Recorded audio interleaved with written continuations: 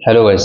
WR show time हो चुका है। आज हम बात करने वाले हैं बहुत ही अच्छे टॉपिक को लेकर। तो पहले हम कहना चाहते हैं कि जो भी टॉपिक आते हैं हमारे, उन टॉपिक को सारों को देखा करो, पूरा वीडियो देखा करो, जो टॉपिक पीछे आ चल रहे हैं वो भी देखा करो, क्योंकि हर वीडियो के अंदर हमने बहुत सारी डिटेलें डाल रखी है जो आपको किसी न्यूज़ चैनल पर या सोशल मीडिया पर बहुत कम केस में देखने को मिलेगी।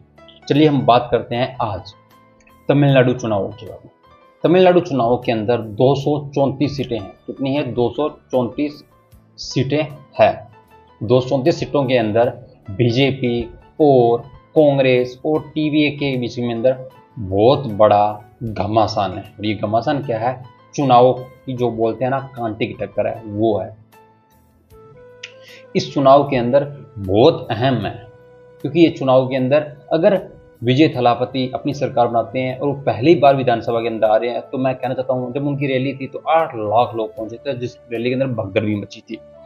तो अगर ये चुनाव जीत जाते हैं पहली बार के अंदर, तो एक जैसे अरविंद केजरीवाल, सपा, बसपा जैसे ये पार्टियां आई, मुख्यमंत्री बने पहली बार, दूसरी बार, तीसरी बार में, तो क्या पता एक विजय थलापति अपनी टीवी के साथ अपनी अच्छी स्थिति बनाकर पहली बार विधानसभा के अंदर सीएम का एक चेहरा बन सके। क्योंकि जो युवाओं ने कांग्रेस का साथ छोड़ा है, बीजेपी का साथ छोड़ा है, वो इनको पसंद कर रहे हैं। ठीक है ना? तमिलनाडु के अंदर यही बात है। जब 8 लाख लोग एक रैली में आ जाते हैं, तो समझो वो कितना मजबूत हो सकता है नेता अगर आए तो। युवाओं की सोच इस समय एक ही टिकी हुई है, और वो है विजय थलापति। क्या है विजय थलापति? ये ऐसे व्यक्ति हैं जो हीरो भी हैं, और मैं आपको ये वीडियो देखना, उसके बाद एक वीडियो और दिखाऊँ, उसके बाद मैं बताऊंगा कि हीरो की जैसा सोचते हैं क्या वैसा हीरो होता है, हो भी सकता है या नहीं भी हो सकता। चलिए आप ये वीडियो देखिए। जैसा कि आप जानते हैं, कल रात को एग्जिट पोल आए थे, जिसमें अलग अलग राज्यों में कौन जीतेगा कौन हारेगा इसे लेकर एग्जिट पोल करने वाली एजेंसीज ने आपको एक इशारा दिया था, आपको बताया था कि क्या हो सकता है। इसलिए अब हम आपको ये बताएंगे कि क्या फिल्म स्टार विजय की पार्टी टीवीके तमिलनाडु में एक बहुत बड़ा सरप्राइज देने वाली है, और 51 साल के जोसेफ विजय चंद्रशेखर क्या तमिलनाडु के अगले एमजीआर साबित होंगे। वर्ष 1977 में एमजी रामचंद्रन अभिनेता से तमिलनाडु के मुख्यमंत्री बन गए थे, और अब एग्जिट पोल के बाद यह कहा जा रहा है कि विजय भी एमजीआर का इतिहास दोहरा सकते हैं। और अगर ऐसा होता है तो एमजी रामचंद्रन और जयललिता के बाद विजय तीसरे ऐसे फिल्म स्टार होंगे जो तमिलनाडु की राजनीति में सुपरस्टार बनकर उभरेंगे। और मैं ये बात क्यों कह रहा हूं? एक्सिस माई इंडिया के एग्जिट पोल के मुताबिक विजय की पार्टी टीवीके इस बार तमिलनाडु के विधानसभा चुनाव में 98 से लेकर 120 सीटें जीत सकती है।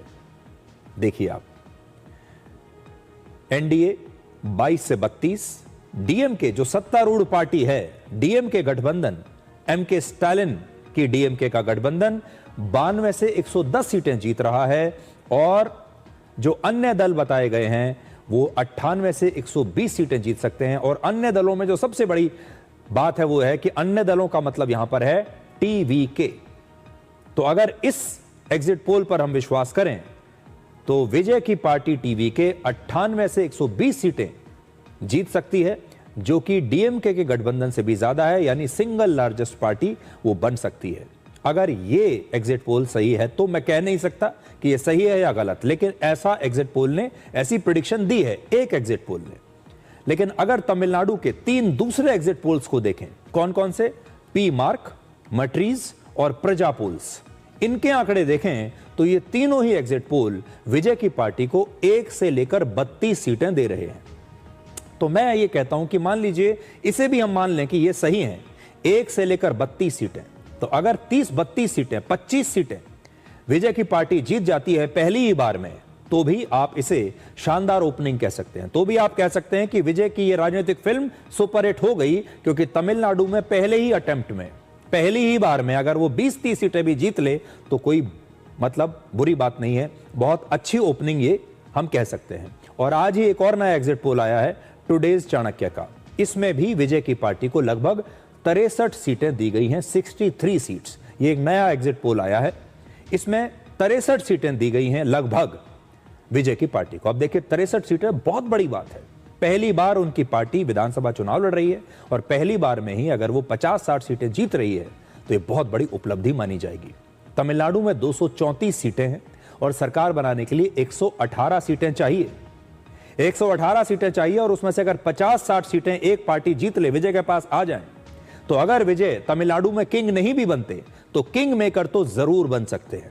तमिलनाडु की राजनीति पिछले लगभग 5 दशकों से डीएमके और एआईएडीएमके के इर्द गिर्द घूमती रही है। डीएमके करुणानिधि की पार्टी है, एआईएडीएमके जयललिता की पार्टी है।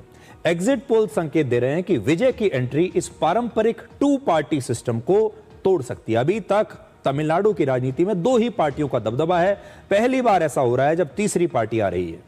तमिलनाडु में फिल्म स्टार्स सिर्फ मनोरंजन का चेहरा नहीं बल्कि एक कल्ट फिगर बन जाते हैं जिन्हें वहां के लोग भगवान की तरह पूजते हैं। एमजी रामचंद्रन, जयललिता और रजनीकांत इसके सबसे बड़े उदाहरण हैं। इनकी फैन फॉलोइंग इतनी विशाल होती है कि वो एक बड़ी राजनीतिक ताकत में बदल जाती है। एमजीआर और जयललिता ने अपनी इसी ताकत का इस्तेमाल किया और तमिलनाडु में सत्ता के शिखर पर ये लंबे समय तक राज करते रहे। फिल्मी पर्दे से सत्ता के सिंहासन तक इस रास्ते की शुरुआत एमजीआर ने की थी।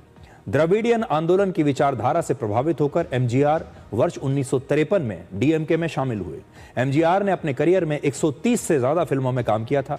वो वहां के बहुत बड़े हीरो थे और ज्यादातर फिल्मों में उन्होंने एक ऐसे हीरो की भूमिका निभाई जो गरीबों की मदद करता है और अन्याय के खिलाफ लड़ता है, और उनकी यही रॉबिन हुड वाली छवि और लोकप्रियता ने राजनीति में उनके रास्ते पर रेड कारपेट बिछा दिया। उस समय एमजीआर के हजारों फैन क्लब्स थे जिनमें लाखों लोग मेंबर्स थे, जिनके डीएमके ने ग्राउंड लेवल कार्यकर्ताओं में जिन्हें बदल दिया। यानी एमजीआर के ये फैन ही उनके राजनीतिक कार्यकर्ता बन गए। असल में फिल्म स्टार्स को यह बड़ा फायदा होता है जब वो राजनीति में आते हैं। एमजीआर की रैलियां भी उनकी फिल्मों की तरह सुपरहिट होने लगी और 1967 में डीएमके पहली बार सत्ता में आई और इसमें एमजीआर की स्टार पावर ने बहुत बड़ी भूमिका निभाई थी। लेकिन डीएमके थोड़े ही दिन के बाद एमजीआर के विशाल कद के लिए छोटी पड़ने लगी और 1972 में एमजीआर ने अपनी अलग पार्टी बना ली जिसका नाम है एआईएडीएमके, और 5 साल के अंदर ही वर्ष 1977 में वो तमिलनाडु के मुख्यमंत्री बन गए। एमजीआर के बाद तमिलनाडु की एक और बहुत बड़ी अभिनेत्री जयललिता वहां की 6 बार मुख्यमंत्री रहीं और वर्ष 2016 में अपने पद पर रहते हुए ही उनका निधन हुआ। लेकिन उनकी भी जबरदस्त फॉलोइंग थी।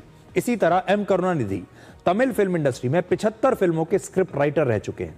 वो 5 बार तमिलनाडु के मुख्यमंत्री रहे और वर्ष 2018 में उनका निधन हुआ और अब उनके जो सुपुत्र हैं वो तमिलनाडु के मुख्यमंत्री हैं। ये दोनों की कहानी इसलिए आपको बताई ये देखने के लिए कि क्या विजय भी एमजीआर और जयललिता की तरह राजनीति में अब एक नया ट्रेंड सेट करने वाले हैं। विजय ने लगभग 70 फिल्मों में काम किया है और फिल्मों में उनकी छवि सिर्फ एक एक्शन हीरो की नहीं है बल्कि एक मास लीडर की है और यही उनकी सबसे बड़ी ताकत है। वो फिल्मों में अक्सर गरीबों, युवाओं और आम लोगों के लिए लड़ने वाले एक हीरो का किरदार निभाते हैं और असल में उनके फैंस अब ये समझते हैं कि वो असल जिंदगी में भी ऐसे ही हैं। इसीलिए आम दर्शक भी खुद को उनसे जोड़ पाते हैं और तमिल सिनेमा में वो थलापति विजय के नाम से लोकप्रिय है। उन्होंने वर्ष 2024 में अपनी अलग पार्टी बनाई जिसका नाम है टीवीके और इस बार चुनाव में विजय अपनी पार्टी के सबसे बड़े स्टार प्रचारक थे। उनकी रैलियों में बहुत जबरदस्त भीड़ थी जिसमें बड़ी संख्या में महिलाएं आ रही थीं और वहां के युवा आ रहे थे और इसीलिए अगर विजय चुनाव जीतते हैं तो यह माना जाएगा कि ज्यादातर युवाओं और महिलाओं ने ही उन्हें वोट दिया है। इस चुनाव में टीवीके ने ना तो डीएमके से गठबंधन किया, ना ही एआईएडीएमके से गठबंधन किया, ना बीजेपी से गठबंधन किया और सभी 234 सीटों पर उन्होंने खुद अकेले चुनाव लड़ा।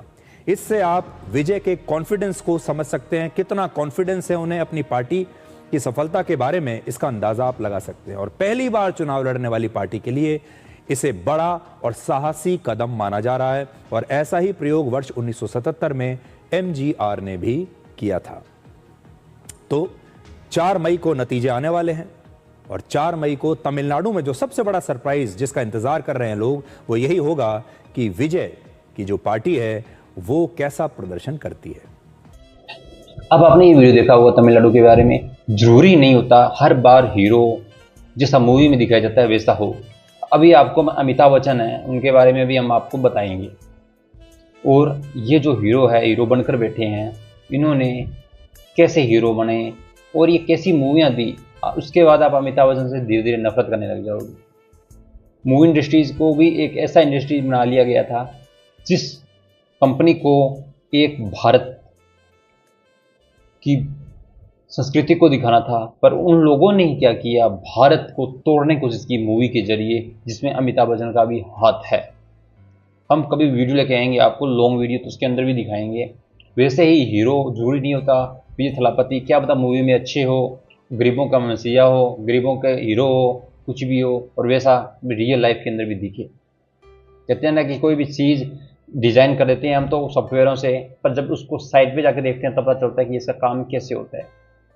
तो जैसे डिज़ाइन मूवियों ने कर दिया विजय थलापति का, अब साइट पर कैसे रहेंगे ये कह नहीं सकते, क्योंकि साइट का एक अलग लेवल होता है और सॉफ्टवेयर क्या होता है, ऑफिस के अंदर बैठे ऐसे आगे होता है डिज़ाइन, पर जब साइट होती है वो कटती धूप के अंदर होती है, तो उनमें बहुत मत्थापच्ची करनी पड़ती है। अभी एक सिविल इंजीनियर से अच्छा कोई नहीं जानता, मैं सिविल इंजीनियर ही हूँ। इसलिए मैं कह रहा हूँ हमें मजबूत बनाना है।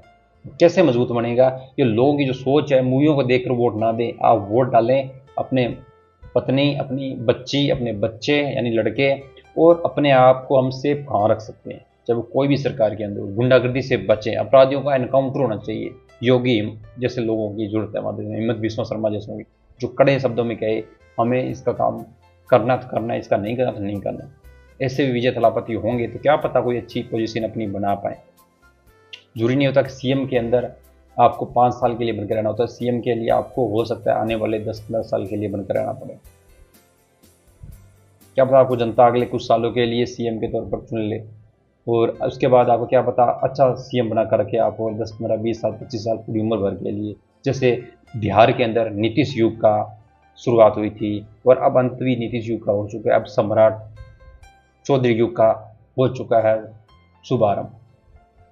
विजय थलापति को अपने आप को मजबूत बनाने के लिए ऐसा ही करना होगा, नीतीश युग को अपनाना होगा। अगर विजय थलापति अपनी सरकार बना रहे हैं, ठीक है ना। पुडुचेरी का आपने देखा ही होगा, 239 के अंदर बीजेपी हो सकता है, जो एनडीए है वो सोच रही है हम 130 40-50 सीटों तक टारगेट हासिल करें, ठीक है ना। और विपक्ष को आपको पता टीवी के लगभग 30 सीटें भी हो सकती है, 30-40 सीटें से नीचे नीचे ही होगा, ज़्यादा नहीं होगा। बाकी कांग्रेस हो सकती है, अदर पार्टियाँ हो सकती है। और मैं फिर कह रहा हूँ कि आप ये मत सोचना कि बीजेपी को आप जिता रहे हो, कि दल्ला हो, गोदी मीडिया हो, हम इसका भी विश्लेषण करेंगे वीडियो के अंदर। ठीक, मुझे जाने की इजाज़त दीजिए। Thank you guys.